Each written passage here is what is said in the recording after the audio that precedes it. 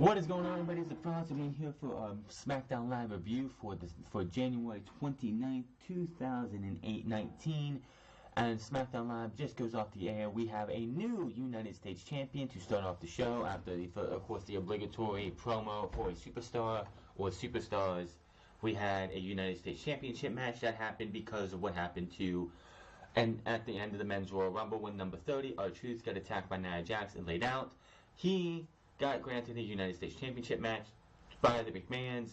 And all I gotta say is, I think that he was supposed to win the championship, but not when he did. Because we'll talk about it and go over it in a minute. But R-Truth gets Shinsuke Nakamura into a small package. 1, 2, and you can see Nakamura kick, but Mike Chioda's hand hits the mat for 3. Bell rings. Then these guys are still trying to fight and continue the match because Nakamura kicked out for sure. But it was just a hair too late. So definitely a botch at this match, and R-Truth won the match. Now, when this match was over and they're handing the title to him, and Carmella's actually putting the title around his waist and everything, you think, oh, they botched it, and maybe R-Truth was just going to get destroyed by Nakamura anyway, and this was just a botch. When Rusev comes out, and Rusev would challenge him for a championship opportunity, Lana and Carmella get a little spat, and the next thing you know, we get a short United States Championship match, and I'm like, is Rusev going to get the title back? And I was about ready to say, what was the point of having him lose the title in the first place if you're going to give it back to him? But that didn't happen. R-Truth is still your United States Champion coming out of this show. Becky Lynch opened the show with Charlotte, and I honestly thought we were going to get Charlotte Flair coming out and bitch, moaning, complaining, and whining and crying because she didn't get her way. And that didn't happen, but we'll talk about in a minute what happened. And we'll also hear from Charlotte, as they did not put Becky Lynch's portion on there, of what she had to say, which it just sounded like Becky was having lost her voice after last night because she talked really, really low, as if she woke up with a sore throat or something. Let's see here. We had Rey Mysterio was supposed to go up against Samoa Joe, but he got assaulted by one Andrade before that match could happen. We had a tag team celebration between The Miz and Shane McMahon. We're not even going to go over that. But the challengers for the Elimination Chamber have been set because we had a 4 corners elimination match between the New Day, the Usos, The Bar, and Heavy Machinery. Now, my question is, are these NXT call-outs, minus Lars Sullivan, who hasn't been seen yet, are these other 5 superstars assigned to a brand? Because Nikki Cross is going to be in a women's tag team elimination chamber qualifying match on Monday, and tonight we had Heavy Machinery on Smackdown. So is that where these guys are assigned? Which, one, why is Nikki Cross on Raw when Sanity's on Smackdown? And 2, why is Heavy Machinery on Smackdown when Monday Night Raw needs tag teams? Smackdown has tag teams. Monday Night Raw does not. Heavy Machinery would make more sense for Monday Night Raw. But maybe they're in better hands on Smackdown Live. We'll have to wait and see. And the end of the show, I'm pretty sure, was Daniel Bryan coming out and Daniel Bryan actually taking his WWE Championship that he had won from AJ Styles and tossing in the trash and bringing out a eco-friendly championship made of hemp and carved from a fallen oak. It was, I'm sure Ross Twiddell's what WTF Moments tomorrow morning is going to be like him going crazy over this. And this all led to our second SmackDown match for the Elimination Chamber, as the second Elimination Chamber has been confirmed. It'll be the WWE Championship defended against 5 other guys, and we'll get to those in a bit. But again, the show started off with Becky Lynch, who came out, just as she should, and she pretty much talked about how she made a splash on Monday Night Raw last night, and that she is going to break Roddy's arm in front of the whole entire world. The crowd just loves Becky Lynch. We are in Phoenix again tonight. And just like when we get to WrestleMania weekend, which will be NXT TakeOver, like Hall of Fame, WrestleMania, and then we have Raw and SmackDown. They're going to be all like five nights in New York. It's going to be just like that for this show too, as we had the crowd just it's quite honestly, if I was going to all these events, Takeover, Royal Rumble, SmackDown, and Raw and SmackDown, I think I would be exhausted by the time SmackDown came around. But Charlotte Flair came out and interrupted her and tried to take credit for everything Becky Lynch has done, and it says that Becky Lynch is who she is because of Charlotte Flair. You see, you grew into the man because of the lessons learned from the Queen.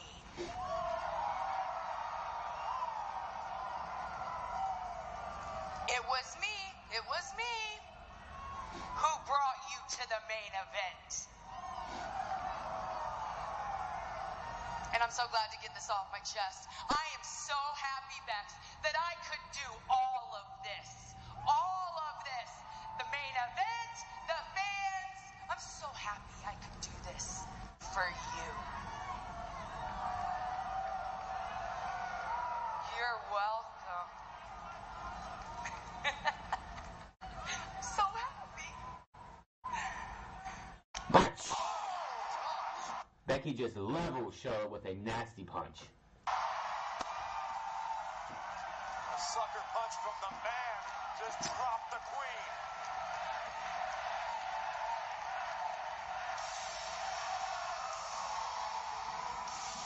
Nothing can rattle the man tonight. Becky Lynch. Oh, wait a second. Oh, no, it's Charlotte Flair from behind, attacking Becky Lynch on the ramp. That sucker punch just set off the Queen. Oh, now Lynch battling back. So much deep-rooted disdain between these two. And again, the injured leg coming into tonight after the Women's Royal Rumble match. They brought a little bit further, and that was the end of the segment. I'm going to say this again, and I said it last night, and I'll say it this Saturday unscripted when we talk about the current plans for the Women's Championship match at WrestleMania. Charlotte is not needed for the match between Becky Lynch and Ronda Rousey. This needs to stay a one-on-one match. If Charlotte Flair gets added to this match, who the hell is Asuka going to defend her title against? There is nobody else set up on SmackDown to challenge Asuka at WrestleMania and make it a believable match. Especially when you're going to probably have a duo in SmackDown, a SmackDown duo, be challenging Bayley and Sasha Banks if Bayley and Sasha Banks are to win the tag team titles for the tag team championships at WrestleMania. So, who else could there be for the it just makes no sense. Who else could they put against Asuka at WrestleMania if you're going to put Charlotte with Becky Lynch and Ronda Rousey? If you wanted Charlotte Flair to be up against Ronda Rousey, then you give her the Royal Rumble. But this is again going to need to be said this right now and on Saturday. This needs to stay a one-on-one match. We come back from break, and out comes our truth with Carmella, as we have been told that this is going to be a United States Championship match for whatever reason, and we found out that reason. He comes out and see how Truth says he got jacked up, thanks to Jax. Carmella says they worked hard to win Mixed Match Challenge, and Truth deserved to be in the Rumble. Truth says he would have won if she didn't attack him. We all know it, and so do the McMahons, which is why they gave him this title shot. And then out comes the Shinsuke Nakamura, so we have ourselves a United States Championship match. The bell rings, and Truth immediately gets leveled by Nakamura. Nakamura with the reverse exploder charges for the Kinshasa, but Truth tries for the lie detector and looked like they botched it a little bit. Nakamura rolls to the floor for a breather as they go to commercial break. This match, I think, was supposed to go another 5 minutes or so. Back from break, and Nakamura has Truth in the corner. Nakamura places him over the top turnbuckle and delivers a high knee, and another one. Nakamura with another knee for a 2 count. Truth counters a move, rolls Nakamura up for a small package. 1, 2, kick out, but Kyoto's hand hits a 3, and I was like they kicked out. And Truth and Nakamura are still wrestling like they're supposed to be wrestling a match, like this match is supposed to continue, and they had some spots still to do. But Kyoto is telling Nakamura that no, the match is over, you lost, he's the champion now. And then of course with The announcer said new United States champion, R-Truth. There's a lot of confusion. They even showed the replay a couple times, and you can clearly see Kyoto's hand hit the floor, or hit the mat before Nakamura was able to get his shoulders up, and R-Truth was still barely covering him. All I gotta say is, why did this happen? Why did this happen? Why would you give Shinsuke Nakamura the United States Championship, only to lose it 2 days later to R-Truth in a botch of a match? Again, I think because of what happened after this match, R-Truth was supposed to win the United States Championship, but I don't think he was supposed to win it there because, again, Nakamura and R-Truth were both continuing to wrestle when Kyoto's telling Nakamura that, no, this match is over. Truth won, you lost. I honestly don't know how this match was supposed to end, but I don't think it was supposed to end there. Carmella enters to celebrate with Truth and Nakamura can't believe it. Rusev and Lana come out, and Rusev and fans chant Rusev Day. Rusev says none of this is right. He took the title from Nakamura previously because the title deserved better. And if it deserved better than Nakamura, then it definitely deserves better than R-Truth. And the crowd boos. So, let me get this straight. We have Elias on Monday Night Raw and Rusev on Smackdown Live turning heel on the same week. What is this, a week of heel turns? Oh my goodness. Rusev proposes they have a match right now if Truth isn't too tired. Carmella and Lana argue. Carmella shoves Lana to the mat, and Rusev and Truth face off in the middle of the ring. They shove each other. Truth grants Rusev the title shot. We go to commercial break. So, people are allowed to just say, here you go, this is a new era. Here you go, I'm going to give you a title shot. It's new era, same more shit. We come back and break, and Rusev has Truth grounded in the middle of the ring. We see Rusev hit a monster kick during the commercial break for an early pin. Rusev keeps control and takes it to the corner. Truth then counters and rolls him up and gets the 1-2-3, and R-Truth is still your United States champion. That one, even though it was a little botchy, I figured how it was supposed to end. But the one that happened with Nakamura, 100%, I'm pretty sure was not supposed to end that way. After the match, Shinsuke Nakamura drops Truth at ringside and rolls him back in. Rusev stares at Truth and starts stomping on him. Nakamura and Rusev double team Truth in the middle of the ring. Rusev hit the monster kick while Nakamura holds Truth. And the fans start booing, and then while Rusev holds Truth, Nakamura comes over and hits a Kinshasa. So that was that. Now, we come back, we go to the back, and the Good Brothers, Carl Anderson and Luke Gallows, are asking, what the hell was that all about, Rusev? And eventually it comes down to, I guess, next week, because they did challenge Nakamura and Rusev to a tag team match, and Nakamura accepted. I was under the impression it was going to happen tonight, but it did not happen. Where are we going with this? Because I guess Nakamura's contract is still up in I think March. He signed, I believe, in March of 2016, and this is his third year. So I believe he is going to be probably heading to AEW after his contract runs up, because there's honestly nothing left for Nakamura to do. They gave him the United States Championship again, for what reason I don't know. Oh, it's because Rusev was a babyface, and you don't want to have Truth take the title off a babyface. He could have had Rusev come out, make some kind of snooty remarks, and talk shit on. You could have had Rusev pretty much come out as United States Champion, cut the same exact fucking promo where he said, I took the title from Nakamura because it deserved better. If it deserved better than him, then what makes you think that, he could have just said the exact same shit, word for fucking word, before challenging him to a match for the championship? As the R-Truth title thing could have still happened, and then that could have got Rusev booed, and then R-Truth still wins, and they could have had the Rusev and R-Truth match end the same way if they wanted to. It just seems like Nakamura had no business winning the United States Championship if you're just going to have him be a transitional champion. Well, you do have to say something when it comes to Nakamura. He did a lot more with the United States Championship. He actually was on TV a lot more with this time around than last time, because he only held it for 2 days. Rey Mysterio comes out to take on Samoa Joe, which was due to what happened last week in the 2 out of 3 Falls match, in which Rey Mysterio it looked like he was on the verge of beating Andrade Cien, and Samoa Joe came out, powerbombed him, and ended up putting him in the kick in a clutch to put past him out. Now, Ray's out there, and we're waiting for Samoa Joe. Out comes Zelina Vega. And talking about, she says, I know you had something to do with me being banned last week. Am I like that good looking that you're so distracted that you can't keep your eyes on Andrade? I just love the way she says Andrade too. I can't do it right, but the way Vega says Andrade is just like great. It's just the way she says it.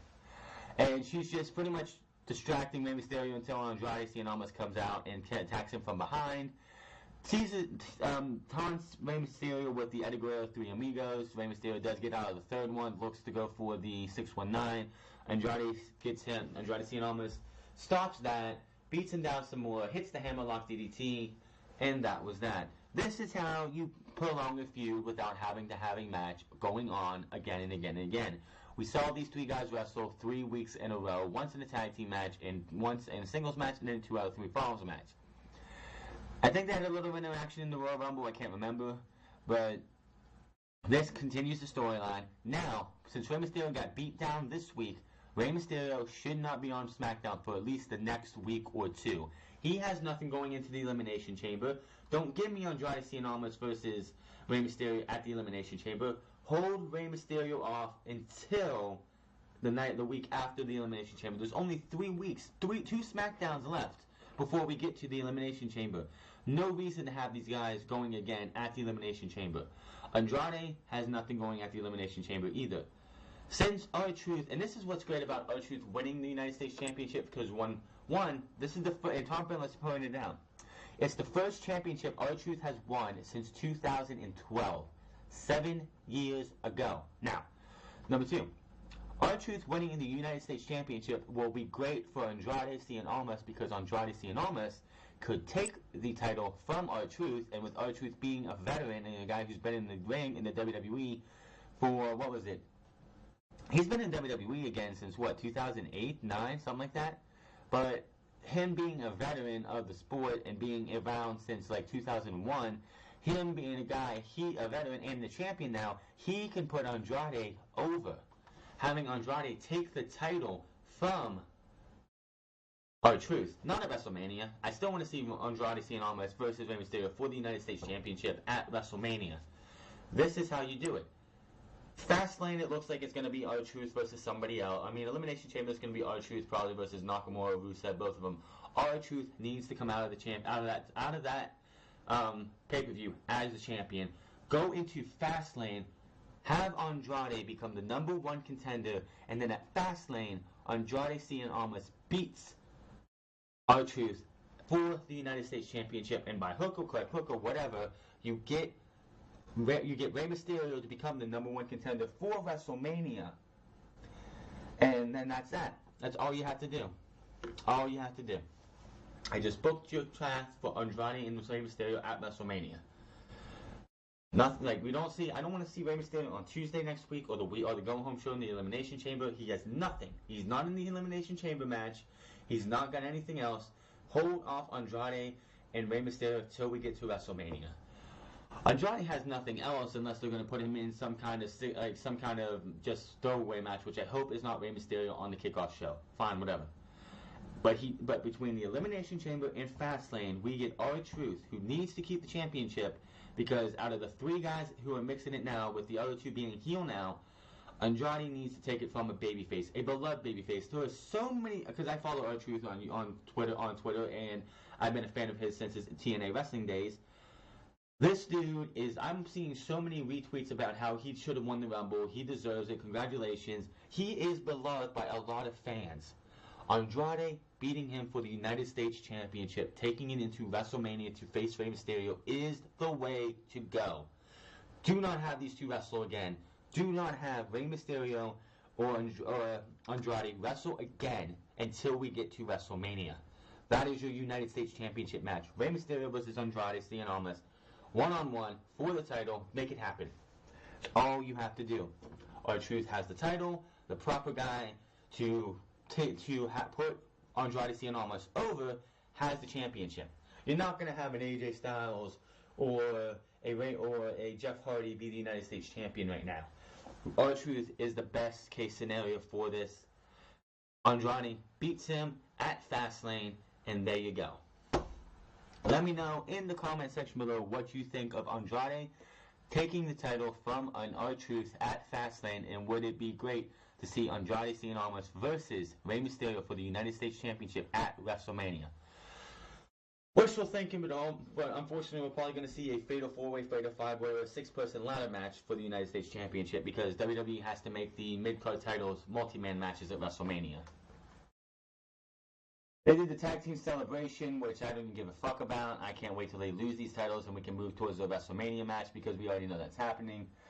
All it was a highlight package of the build towards this past Sunday, and then Miz's dad got Miz's entrance music as he walked down the aisle with the Mac and Miz jersey on from the Royal Rumble. Yay. Usos interrupted that because they had a 4-way match. But before we get to that, this is what all this has been about with Sonya Deville and Mandy Rose. Kayla Braxton approaches Sonya Deville and Mandy Rose backstage because they have something to share. And this part pisses me off. Monday Night Raw. We had 2 qualifiers. We have one on Monday. We're happening too for the Women's Elimination Chamber match for the WWE Women's Tag Team Championships. Mandy Rose and Sonya Deville declare their spot for the Women's Elimination Chamber match when the Riot Squad and Tamina and Nia Jax both had to qualify. Why the fuck does Mandy Rose and Sonya Deville? That's right. Smackdown has absolutely almost no women on their roster. Raw has about 10, 15 women, it feels like, and Smackdown has maybe 6 or 7. They got Charlotte, Becky, and Naomi, Mandy Rose, Sonya Deville, and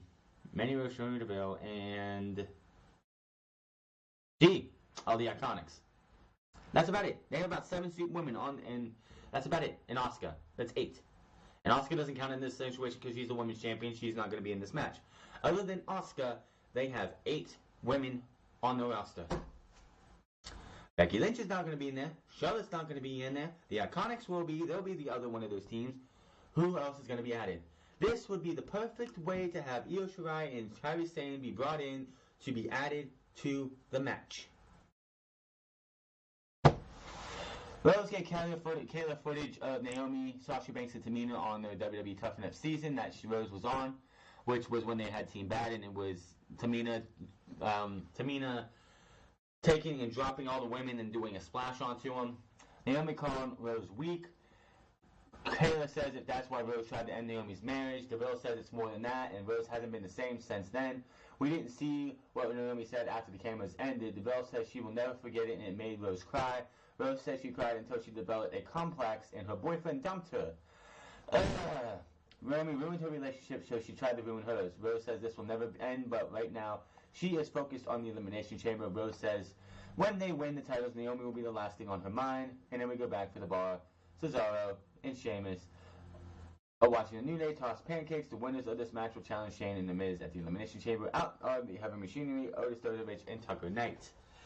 Before we get to the tag team match, which was a pretty good tag team match, this entire vendetta for Mandy Rose is some bullshit lie that they came up with. It's like, oh, she called her weak. You know what? You obviously have a very thin skin because some men and women, when they get called weak by somebody who is superior to them and who's been on the roster for so long, or like in any type of thing, you're called weak. You know what you do? You go into the back, you get yourself like motivated to become stronger. You don't sit there and go, oh, my relationship ended, so I'm going to end yours. Teenage drama. I swear, I think it was Green Day or whoever it was who sang the song High School Never Ends. This is high school drama, and we don't need to see this shit in WWE or any professional wrestling thing at all. This is the shit that I thought we were going to see eventually, and I don't fucking like it. Now, Otis started off with Jay and drops in Kofi Kingston and Big E on the apron while Xavier Woods watches from ringside. Xavier Woods ran over to Corey Graves' microphone and says, we're going to win this match and I'm going to go home and play Kingdom Hearts 3, which I found that hilarious.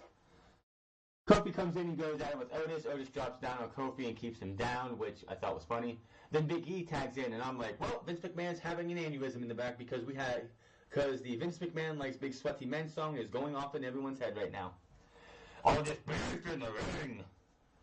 It's like, as soon as the Big E tagged in, I'm sure McMahon's in the back. It's like, oh, look at all that beef in the ring. Beefy, beefy, beefy.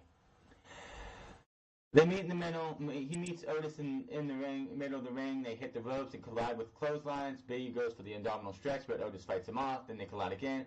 Biggie charges in. Otis catches him for a scoop slam. Tucker tags in, and they double team Big E. They clear the ring, and we go to commercial. Backroom break. The break, and Cesaro slams Jimmy. Sheamus comes in and keeps control for a 2 count. We see Shane and Miz watching backstage. By the way, Shane McMahon and Miz were in the back on a nice, comfortable couch watching wrestling, watching a TV like you're supposed to. Can we do that a little bit more often when you see somebody actually looking at a TV more naturally instead of this unnatural position we always see them in? Jay tags in and unloads on Sheamus, then they drop Heavy Machinery off the apron. Jay with a Samoan drop for a 2 count. Sheamus sends Jay over the top to the floor. Big E tags in and Sheamus mounts him in the corner. Kofi tags in and they double team Sheamus. Kofi covers and pins Sheamus, but Cesaro breaks it up. Big E rocks Cesaro and clotheslines him to the outside. Let me see here. Otis tags in, but Kofi kicks him. Otis catches Kofi in midair. Tucker tags in for the compactor. Tucker pins Kofi for the 1-2-3. And the new guys, Heavy Machinery, actually get the first pinfall of the night. So, no, unfortunately, and this is what I think would have been changed, but it didn't happen. The Heavy Machinery did not win this match, but they got the first elimination, and they got a good showing in this match. So it's great to see that Heavy Machinery is actually being used. Not they're going to have comedy in their act. They did that in NXT too. They had some comedy influences in the match. I mean, the Caterpillar is comedic all the time. Jay comes in and faces off with Tucker, and Jay sends Otis off the apron, and then dumps Tucker to the floor. The Usos run the ropes, but Cesaro tags himself in. Jimmy leaps over. They were both going to do a leap over, but since Jay was a legal man, Cesaro tagged in and he stopped himself. Jimmy leaps out and takes out Heavy Machinery. The Bar double teams Jay at ringside and tosses him over the barrier into the timekeeper's area as we go to break. That looked absolutely brutal. They picked him up and threw him, and he looked like he landed so hard on that barricade. Back from breaking Cesaro has Tucker down. The Usos are laid out on the outside. Sheamus tags in, but Tucker fights back. Sheamus charges, but Tucker clotheslines him off. Otis and Cesaro tag in. Otis unloads and also splashes Sheamus in the corner twice. Otis with an over-the-head belly-to-belly onto Cesaro. Otis splashes the Bar in the corner at the same time. Otis does the Caterpillar and drops an elbow on Cesaro for a 2 count. Tucker tags back in for a double team, but Sheamus grabs his leg from the floor. They still manage to double team Cesaro, but Sheamus breaks up the pin. Sheamus sends Otis to the floor. Tucker sends Sheamus to the floor and Cesaro with a boot to Tucker. Jimmy tags in, flies off the top rope for a crossbody to Tucker for a 2 count. Otis catches the Uso super kick, then gets dropped off the apron with an enziguri. Sheamus forces Jimmy out with a tag. Sheamus with a bro kick to Tucker for the pin as Heavy Machinery is eliminated. Jimmy ends up nailing a big dive to Cesaro on the floor. Jay flies off the top rope after a super kick to Cesaro, hits the splash, 1, 2, 3, and the Usos are going to the Elimination Chamber. I'm not mad with the Usos winning this match, and the only reason I think Heavy Machinery wasn't in the position to win this match is because, other than the fact that Heavy Machinery was on Raw too last night, so I don't know what brand these guys are on. Heavy Machinery was seen in the background of a match between, when Finn Balor was coming out to see or talk about what happened the night before, and here they are tonight going for a chance to go to the Elimination Chamber pay-per-view to have a match for the WWE Champ for the tag team titles against Shane and The Miz. So having the Usos win is fine because they haven't had a tag team title opportunity, I think, in a while. So not too mad there. Bryan comes out talking about how he is the Planet Champion. I won, you won, the fans won, the mothers won, the fathers won, the children won because he won. And when he wins, that makes everyone winners. He calls out Rowan. I guess between the Royal Rumble and tonight, he went back to being just Rowan. Because at the Royal Rumble, everyone, I guess it was just from the shock and awe. Rowan was Eric Rowan for a night and a half. So he comes out and he's carrying a sack. He's carrying a black sack and you're like, what's in the bag? Remember at TLC, before the TLC pay-per-view, Daniel Bryan said if he would beat AJ Styles at TLC, that he would have a eco-friendly title. And I wish, I probably could have found this picture, but I'll have it on Unscripted probably this Saturday because it's interesting. But he asked for a garbage can because AJ Styles, he says sometimes his enemy is right. AJ Styles called me a hypocrite, and you know what? He's right, because I am a hypocrite. I'm a hypocrite because I have this. He's holding the WWE Championship. And he says that this title is trash. This title was the product of taking the life of a calf named Daisy. As soon as he called this cow Daisy, the crowd starts chanting Daisy, thank you Daisy, thank you Daisy. As soon as he throws the championship into the trash, you hear the crowd in Phoenix, which the crowd was lively again tonight, just letting you know. They start chanting goodbye Daisy over and over and over. So after the title goes in the trash, he pulls out this hemp belt with a wooden WWE Championship belt with a blue stripe that looks like it's stones. I think it's some kind of rocks or something that were blue. Says that he says the belt is 100% hemp, and the crowd just bust up laughing because, ooh, weed belt, AJ Styles comes out and says, Daniel, did you smoke the prototype for that belt? Ha ha ha ha ha, because you know it's a hemp belt and hemp is weed and stuff like that. Yeah. He comes out, starts talking a little bit, and then all of a sudden we see Randy Orton's music hits. We come back from break, and Randy Orton, Jeff Hardy, AJ Styles, Daniel Bryan, and Mustafa Ali, those guys are in the ring. Mustafa Ali's coming in, and he started talking. He wants to start saying that you guys want to all talk about about being in line to be the WWE Champion's #1 contender. But let me tell you what I did, and Randy Orton's like, didn't you get beat up by a girl at Royal Rumble? Didn't you get tossed over the top rope? Samoa Joe comes out, and Samoa Joe had the best part of the promo. I wish it was on here, but WWE just, slow as Moses when it comes to their uploading the promos. He goes after AJ Styles, and verbally he goes after Jeff Hardy, Mustafa Ali, defending the Viper. These guys all brawl. Daniel Bryan's out on the announce table, and he says, none of you guys are going to get a champion. I'm not going to face any one of you, because I'm going to be WWE champion forever. Triple H shows up on the Tron and says, Daniel, I would like to inform you that you're not going to face just any one of these guys. You're going to be facing each and every one of these guys inside the Elimination Chamber.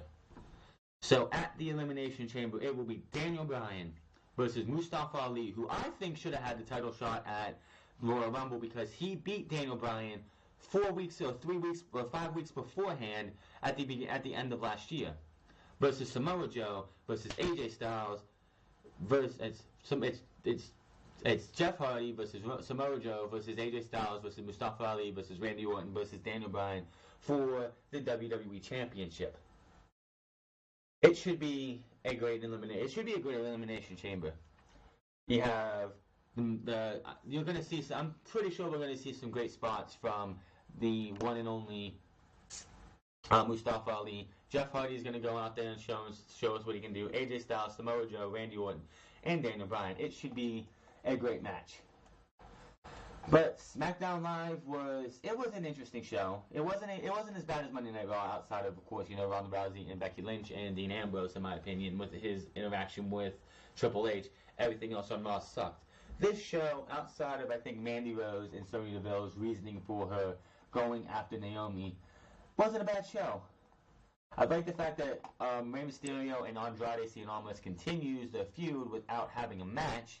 Now, and like I said, with Rey Mysterio getting beat down by Andrade Cien Almas, I don't want to see Rey Mysterio the next week, or I don't want to see Rey Mysterio until after the Elimination Chamber. Come out with the story that, he got Andrade injured Rey Mysterio, and he's going to be out for a couple of weeks in kayfabe, and then he'll come back the week after the Elimination Chamber while Andrade is having a match with somebody, whoever they wanted to put him up. They want to put him against R-Truth or Jeff Hardy or whatever. Rey Mysterio comes out and I wouldn't want to say distracts Andrade and has a dumb babyface syndrome for a heel. All I know is I don't want the rumors of Andrade and Rey Mysterio becoming a tag team come to true, because there's absolutely no reason for that to happen. But that was SmackDown Live in a nutshell. SmackDown Live was a good show. It was of the two Fallout shows, it was 100% the better show. And again, SmackDown again shows why 2 hours is superior to 3 hours. Quality of a quantity is always the plus. And the fact that we like SmackDown, which has not had a perfect show ever since I don't remember when, but this has definitely been better than anything that Raw has put on. I mean, yes, we've had some duds in the beginning of this year, but still, I would take this show over Monday Night Raw any day. Of course, I would take NXT over anything else anytime. Now, NXT tomorrow is the aftermath show where they just highlight, and we had 2 tag team matches that, honestly, Io Shirai versus Jess Maduka and Amina Shafir, we've already seen a combination of that, except it was Io Shirai and Dakota Kai, who was out injured last time.